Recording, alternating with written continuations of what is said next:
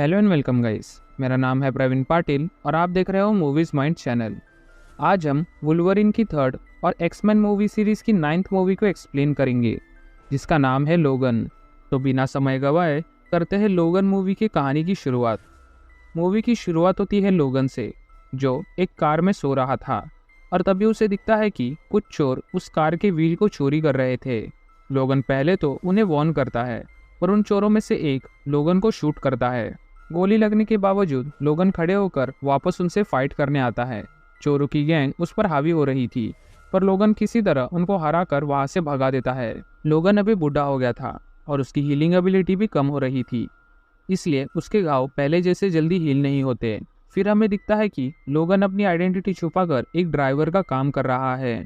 और ऐसे ही एक दिन जब लोगन अपने पैसेंजर के लिए रुका हुआ था, तभी उसे मिलने गैब्रिएला नाम की एक औरत आती है और लोगन से कहती है कि वो उसे जानती है कि लोगन ही वुल्वरीन है और उसे लोगन की हेल्प चाहिए।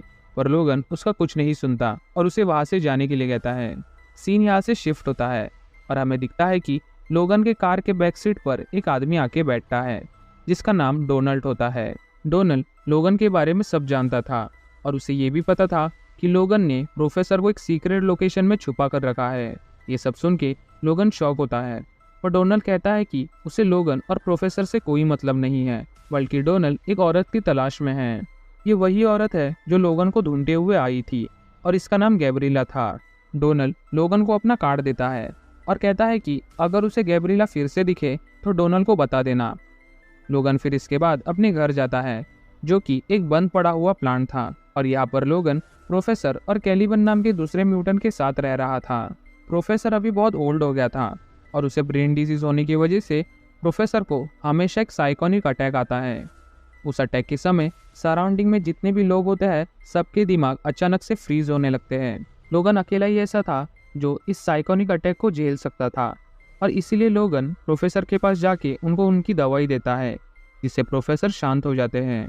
कैलिबन नाम का दूसरा म्यूटेंट प्रोफेसर और लोगन के साथ रहता था, जिससे दोनों के काम उसे अकेले ही करने पड़ते थे।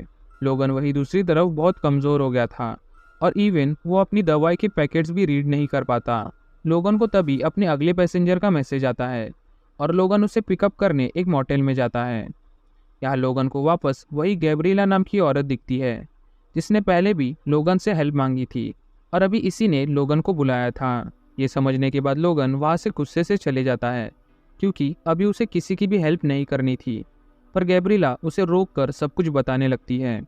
गैब्रिएला के साथ यह एक छोटी लड़की थी, जिसे कुछ लोगों से खतरा था, इसलिए गैब्रिएला को बॉर्डर क्रॉस करके ईडन नाम की जगह जाना था। गैब्रिएला इसके लिए लोगन को कुछ पैसे भी ऑफर करती है, जिसे एक्सेप्ट करके लोगन उसकी मदद करने के लिए रेडी होता है।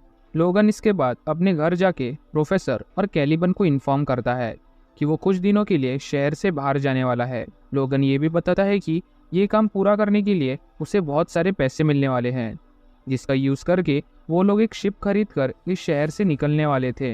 इसके बाद लोगन वापस गैब्रिएला और उस छोटी लड़की को लेने उस मोटेल में जाता है, पर वो देखता है कि किसी ने गैब्रिएला को मार दिया है और वो छोटी लड़की भी वहाँ पर नहीं थी।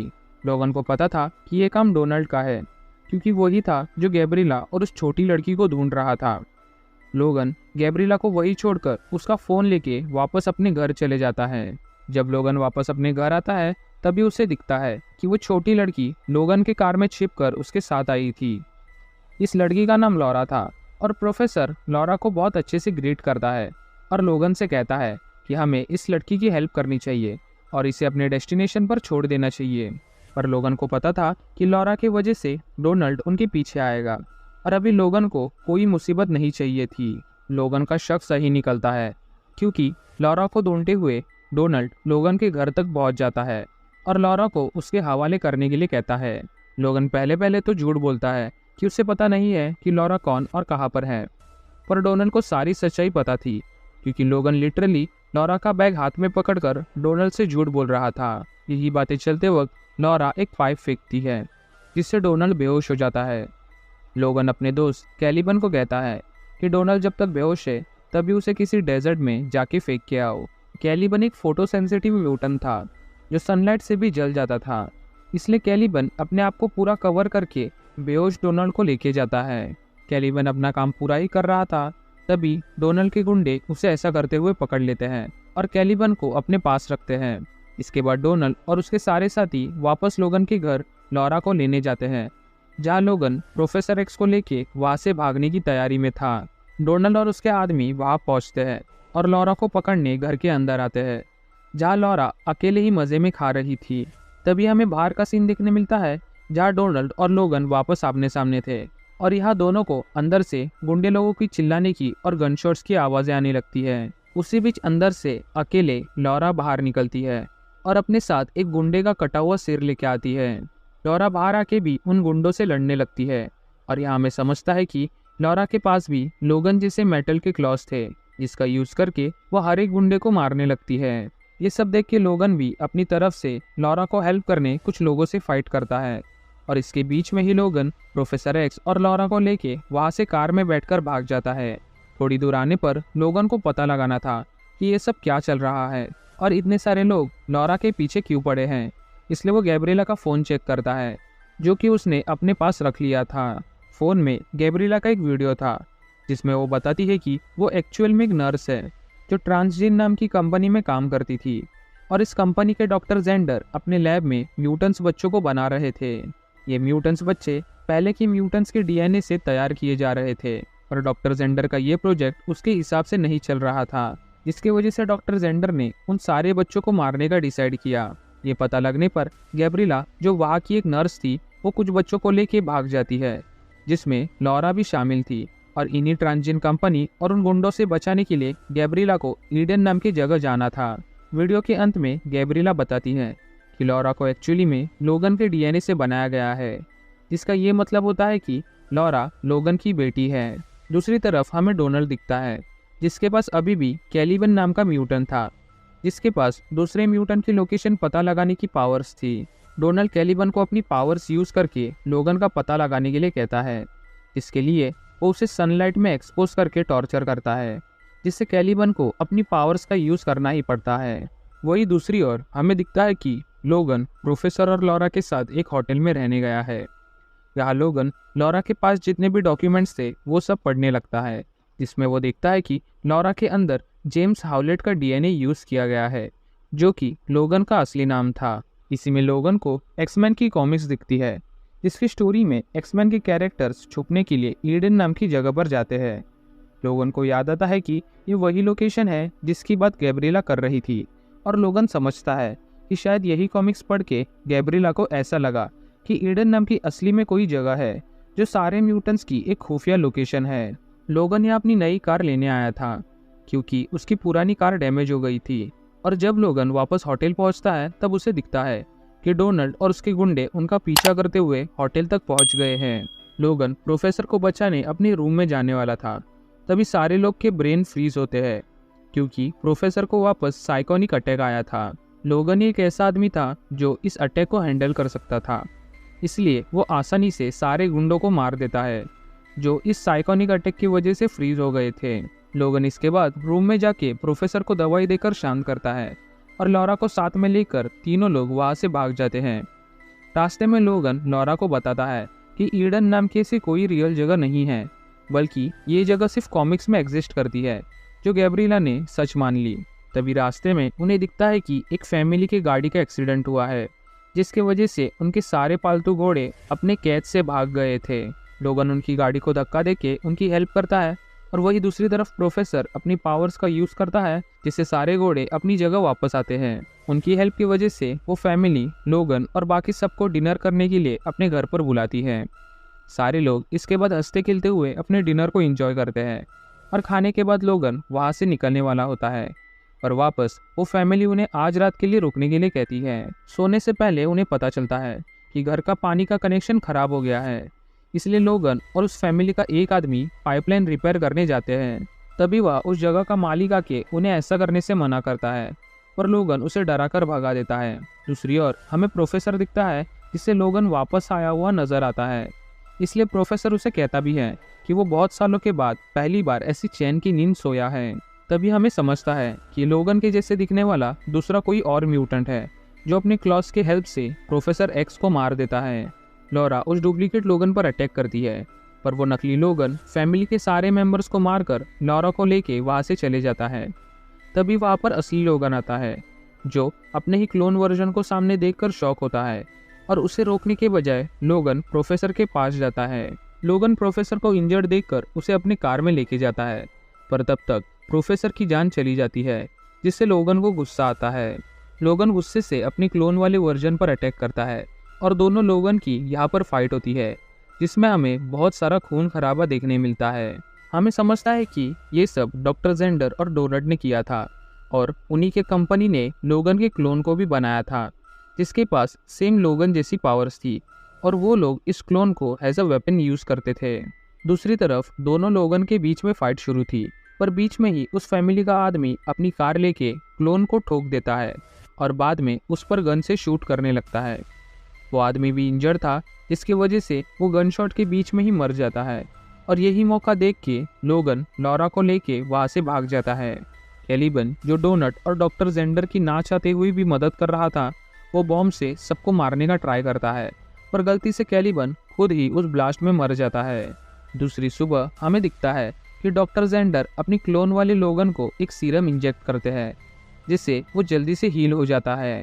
दूसरी तरफ लोगन प्रोफेसर की बॉडी को एक जगह बरी करता है और ऐसा करते हुए लोगन बहुत इमोशनल भी होता है। इसके बाद हमें दिखता है कि लोगन फाइट की वजह से पूरी तरह से कमज़ोर हो गया था और उसे ठीक से चलने भी नहीं हो रहा था।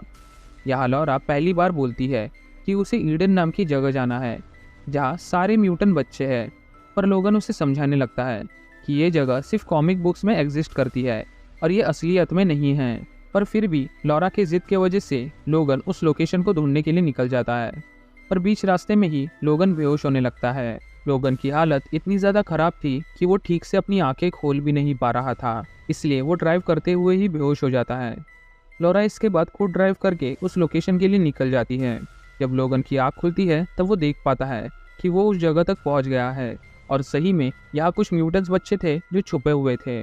लोगन वहाँ तक चल भी नहीं पाता, इसलिए सारे बच्चे उसे बांधकर ऊपर पुल करते हैं और यह लोगन को समझता है कि वो गलत था, क्योंकि ईडन नाम की जगह सही में मौजूद थी जहाँ ये बच्चे छुपे हुए थे। यह सारे बच्चे लोगन का इलाज कर रहे थे, जहाँ वो लोग उसे वही सीरम इंजेक्ट करते हैं जिससे म्यूटेंट्स की पावर बढ़ जाती है। यह लोगन के बारे में हमें और इन्फॉर्मेशन मिलती है कि लोगन के अंदर जो एडमेंटम मेटल था वो ही उसे कमज़ोर बना रहा था, इसलिए लोगन हमेशा अपने पास एक एडमेंटम की बुलेट रखता था, ताकि जब भी लोगन ये सबसे थक जाए तब वो इस बुलेट का यूज़ करके खुद को मार दे। दूसरे दिन सारे बच्चे कनाडा जाने के लिए निकलते हैं और लोगन लॉरा से कहता है कि वो उसका साथ यहीं तक देगा और आगे की जर्नी लॉरा को अपने फ्रेंड्स के साथ पूरी करनी होगी। इसके बाद सारे बच्चे अपने सफ़र के लिए निकल जाते हैं और लोगन के पास वो सीरम छोड़कर जाते हैं, जिससे लोगन की पावर्स बढ़ सकती है। लोगन सारे बच्चों पर दूर से ही नज़र रखे हुए था। तभी उसे दिखता है कि बच्चों के पीछे वापस ट्रांसजीन कंपनी यानी कि डॉक्टर जेंडर और डोनट के गुंडे जा रहे थे, इसलिए लोगन भी उन्हें रोकने के लिए निकलता है। दूसरी ओर सारे गुंडे बच्चों तक पहुंच जाते हैं, पर बच्चे भी अपनी अपनी पावर्स का यूज़ करके सारे गुंडों से लड़ने लगते हैं, पर उनकी ये फाइट ज़्यादा देर काम नहीं करती और गुंडे बच्चों को पकड़ने में कामयाब हो जाते हैं। हमें दिखता है कि लोगन वहाँ तक पहुँच गया है और वो फाइट से पहले अपने अंदर सारा का सारा सीरम इंजेक्ट करता है, जिससे उसकी पावर्स डबल हो जाती है और वो एक एक करके सारे गुंडों को मारने लगता है। लोगन इसी बीच डॉक्टर जेंडर के पास जाता है और यहाँ डॉक्टर जेंडर कहते हैं कि वो विलियम स्ट्राइकर का बेटा है, जिसे हमने एक्समैन के पहले के मूवीज़ में भी देखा था। डॉक्टर जेंडर ये भी कहता है कि उसके बनाए हुए वायरस की वजह से ही दुनिया के सारे म्यूटेंट्स खत्म हो गए हैं और ये सब सुन के लोगन उसे शूट करके मार देता है। लोगन इसके बाद डोनाल्ड को मारने उसके पास जाता है, पर तभी डोनाल्ड लोगन के क्लोन को रिलीज करता है, जिससे लोगन और उसके क्लोन में वापस एक बार फाइट शुरू होती है। वही दूसरी तरफ फ्लोरा कुछ गार्ड्स को मारकर अपने दूसरे म्यूटेंट्स दोस्तों को फ्री करती है और बाद में सारे बच्चे अपने पावर्स का यूज़ करके डोनाल्ड को भी मार देते हैं। लोगन और क्लोन की फाइट अभी तक चल रही थी, जिससे क्लोन लोगन पर भारी पड़ रहा था, क्योंकि लोगन के सीरम का असर कम होते जा रहा था। कमज़ोर होने की वजह से क्लोन लोगन को उठाकर एक ट्री के ब्रांच में घुसा देता है और लोगन को आगे भी मारने वाला होता है, पर तभी लॉरा क्लोन को एडमेंटम बुलेट से शूट करके मार देती है। ये वही बुलेट थी जो लोगन खुद को मारने के लिए हमेशा अपने पास रखता था। लॉरा रोते हुए लोगन के पास जाके उस ब्रांच को काट देती है, पर लोगन की पावर्स पूरी तरह से ख़त्म हो गई थी, इसलिए लोगन हील नहीं हो पाता। लोगन समझता है कि ये फाइट उसकी लाइफ की आखिरी फाइट थी और अभी वो फाइनली मरने वाला है। इसलिए लोगन कहता है कि this is what it feels like. अपने लास्ट वर्ड्स बोलने के बाद लोगन की जान चली जाती है और इसी सीन में लोगन और एक्समैन की जर्नी ख़त्म हो जाती है। मूवी के अंत में सारे बच्चे लोगन को बरी करते हैं और जाने से पहले लॉरा लोगन के कब्र के सामने क्रॉस लगाती है जो एक्स शेप का होता है, और यहीं पर लोगन इस मूवी की कहानी भी ख़त्म हो जाती है। अगर आपको मूवी की एक्सप्लेनेशन अच्छी लगी हो तो इस वीडियो को लाइक करके चैनल को भी सब्सक्राइब कर देना। मिलते हैं अब अगली वीडियो में, तब तक के लिए this is movies mind signing off.